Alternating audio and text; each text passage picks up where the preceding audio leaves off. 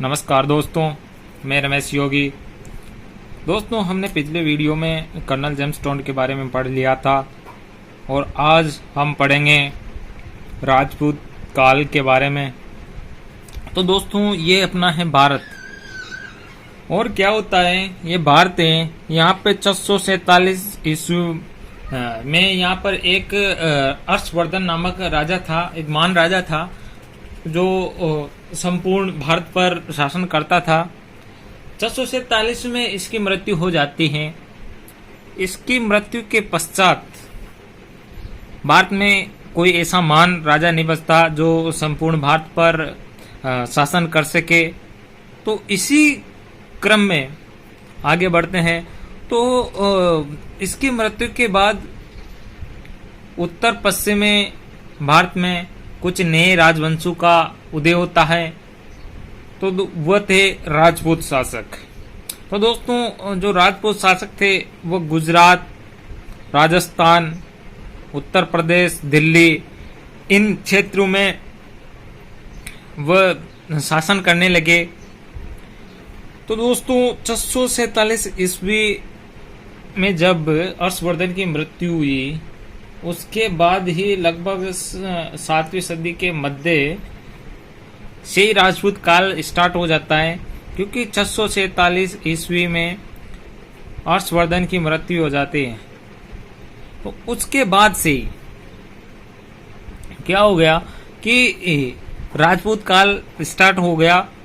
लेकिन कभी कभी जो कुछ जगह पर प्रश्न आए कंपटीशन एग्जाम में, तो 7वीं की जगह 8वीं से लेके 12वीं शताब्दी तक भी दिया गया है आंसर। तो दोस्तों, हमें प्रश्न पढ़ के उसका ऑप्शन देखना है और उसी हिसाब से आंसर टिक करना है। तो दोस्तों, जो राजपूत काल है वो 7वीं से 12वीं शताब्दी और 8वीं से 12वीं भी कहीं कहीं आ जाता है। तो दोस्तों, ये जो राजपूतों का उदय हुआ, इनकी उत्पत्ति कैसे हुई, इस संबंध में विभिन्न इतिहासकार भिन्न भिन्न मत प्रस्तुत करते हैं। इनमें एक सिद्धांत है अग्निकुल का सिद्धांत। अब अग्निकुल के सिद्धांत के बारे में चंद्रबरदाई अपने ग्रंथ पृथ्वीराज रासो में राजपूत की उत्पत्ति के बारे में बताते हैं कि वशिष्ठ मुनि ने माउंट आबू में एक यज्ञ किया था। उस यज्ञ से 4 राजवंश उत्पन्न हुए। उनमें थे एक तो गुज्जर प्रतिहार वंश, परमार, चालुक्य और चौहान वंश। ये वहां से जो वशिष्ठ मुनि ने माउंट आबू में एक यज्ञ किया था, वहां से इनकी उत्पत्ति हुई। दोस्तों, प्रश्न आ जाता है कभी कभी कि ये अग्निकुल का जो सिद्धांत है किसने दिया। तो ये चंद्रबरदाई ने अपने ग्रंथ में लिखा था। और जो चंद्रबरदाई थे, उनके मत का समर्थन करते मोनोत नैन्सी और सूर्यमल मिश्रण उनके चंद्रबरदाई के मत का समर्थन करते हैं। तो दोस्तों, इतिहासकार अलग अलग बातें बताते हैं। तो उसी क्रम में हम आगे चलते हैं। तो प्राचीन क्षत्रिय या आर्य उत्पत्ति का जो सिद्धांत है, उसके बारे में गौरीशंकर ओझा जी, हीरानंद ओझा ने ये सिद्धांत दिया था। वह राजपूत की उत्पत्ति जो क्षत्रिय वंश से उससे मानते हैं। जो बाद में क्षत्रिय वंश थे, जो बाद में कि वो 2 भागों में विभाजित हो गए, एक तो सूर्यवंशी और चंद्रवंशी। तो सूर्यवंशी के तो वो थे। सूर्यवंशी में कौन कौन से आने लगे? इसमें आने लगे प्रतिहार, परमार, सिसोदिया, कछवा, चौहान वंश। ये इसमें सूर्यवंशी में आने लगे। और चंद्रवंशी 2 भागों में बटे थे। तो एक था सूर्यवंशी, एक था चंद्रवंशी। तो चंद्रवंशी में राठौड़, गढ़वाल, यादव, भाटी, चालुक्य, ये सब आने लगे इसमें। और बात करें हम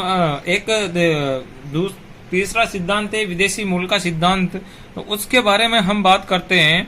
तो ये कर्नल जेम्सटोन ये ऐसे पहले इतिहासकार हैं जिन्होंने राजपूतों को शक शीतियन जाति से माना है उनकी उत्पत्ति, ये विदेशी जाति से उनकी उत्पत्ति मानते हैं। वो बताते हैं कि राजपूत जो शक शीतियन थे वो मध्य एशिया से भारत आए थे और गुप्त काल के अंदर जो ये भारत आते हैं और गुप्तोत्तर काल में ये क्षत्रिय वर्ण में शामिल हो गए।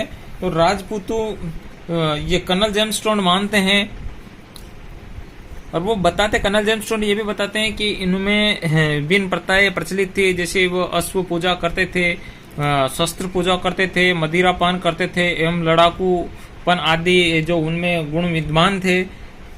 इसके बाद चलते हैं हम तो एक कनिंघम मोद्य हैं, वो बताते हैं, वो कनिंघम मोद्य ने राजपूतों की जो को उत्पत्ति यूची जाति से बचाई, कुषाण जाति से वो बताते हैं। और इसके बाद चलते हैं अपन तो D.R. भंडारकर हैं, वह राजपूतों की उत्पत्ति हूणों से मानते हैं। तो अलग अलग इतिहासकार अलग अलग मत प्रस्तुत करते हैं इसके बारे में। फिर आगे चले तो हमें प्राप्त होता है ब्राह्मण वंश का इतिहास सिद्धांत, जो ब्राह्मण वंश का इतिहास है। तो डॉक्टर दशरथ शर्मा जी ब्राह्मण थे, उन्होंने वो अपने ग्रंथ में वो अपना ग्रंथ लिखते हैं चौहान वंश के प्रारंभिक इतिहास। तो उसमें राजपूतों की उत्पत्ति वो बिजोलिया शिलालेख के अनुसार ब्राह्मण वंश से मानते हैं। बिजोलिया शिलालेख जब उनको मिलता है वहां से जानकारी लेते हैं तो डॉक्टर दशरथ शर्मा जी बिजोलिया शिलालेख के अनुसार राजपूतों की जो उत्पत्ति है वह ब्राह्मण वंश से मानते हैं।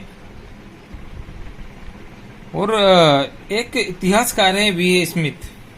V.A. स्मिथ ने जो राजपूतों की उत्पत्ति के बारे में वो बताते हैं कि राजपूतों की जो उत्पत्ति है आदिम जनजातियों से वो राजपूतों की उत्पत्ति मानते हैं। अब आदिम जनजातियों में कौन है? खोंड हैं, जैमी हैं, खरवाड़ हैं। इन जातियों से V.A. स्मिथ राजपूतों की उत्पत्ति मानते हैं। और अगला है V.D. चट्टोपाध्याय, वो राजपूतों की जो उत्पत्ति है वो बताते हैं कि राजपूत सामाजिक आर्थिक क्रियाओं की उपज है। दोस्तों इतिहासकार अपना मत अलग अलग तरह से देते हैं, अपना विचार अलग अलग तरह से प्रकट करते हैं। कोई राजपूतों की उत्पत्ति ब्राह्मण वंश से मानते हैं, कोई अग्निकुल से मानते हैं यज्ञ के अनुसार, तो कोई विदेशी जातियों से इनकी उत्पत्ति हुई ये मानते हैं। तो दोस्तों आज की वीडियो में बस इतना ही, और बाकी हम आपको आगे उपलब्ध कराते रहेंगे। आप हमारे चैनल को लगातार विजिट करते रहिए और आपको हमारा वीडियो पसंद आए तो लाइक शेयर जरूर करें। थैंक यू दोस्तों।